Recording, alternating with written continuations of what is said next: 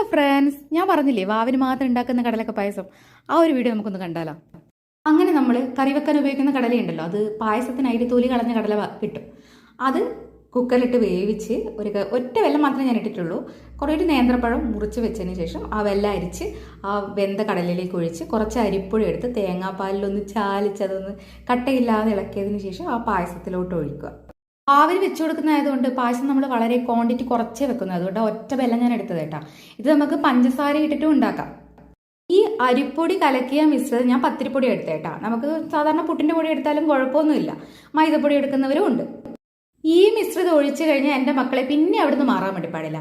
ഒരൊറ്റ നിപ്പും പിന്നെ ഒരൊറ്റ ഇളക്കലായിരിക്കണം. പിന്നെ ഇതങ്ങ് കട്ട പിടിച്ചു പോകും. അപ്പൊ കട്ട പിടിക്കാതിരിക്കാൻ വേണ്ടി നമ്മളിവിടെ നിന്ന് ഇളക്കിക്കൊണ്ടേയിരിക്കുക.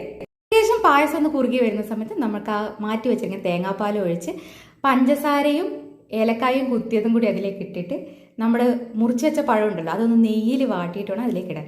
ഈ പായസം അല്പം ഒന്ന് കുറുകിയിട്ടുണ്ടാവുക കേട്ടാ. ഇത് നമുക്ക് കടലൊക്കെ വേവിക്കുന്ന സമയത്തും ഒരല്പം പശുനെയ്യ് ഒറ്റിക്കണം. അപ്പം ആ നെയ്യിൻ്റെ നല്ലൊരു ടേസ്റ്റ് കിട്ടും. ഇത് നമ്മൾ ഈ വാവിൻ്റെ സമയത്തൊക്കെ വെച്ച് കഴിഞ്ഞാലേ കുറച്ച് ബാക്കി കിടക്കും ഈ സാധനങ്ങളൊക്കെ. ഇത് ഫ്രിഡ്ജിൽ കയറ്റി വെച്ച് രാവിലെ അല്ലെങ്കിൽ അന്ന് വൈകുന്നേരം ഈ തണുത്തിട്ട് ഇത് കഴിക്കാനൊരു പ്രത്യേക ടേസ്റ്റ് ഉണ്ടാവും. നമ്മുടെ ഈ കിണ്ണത്തപ്പൊക്കെ കഴിച്ചിട്ടുണ്ടോയെന്ന് അറിയില്ല, കിണ്ണത്തപ്പൊക്കെ കഴിക്കുന്ന ഒരു പ്രത്യേക ടേസ്റ്റ് ആയിരിക്കും ഇതിന്. ഒന്ന് ഉണ്ടാക്കി നോക്കി കഴിച്ചു നോക്കേട്ടാ.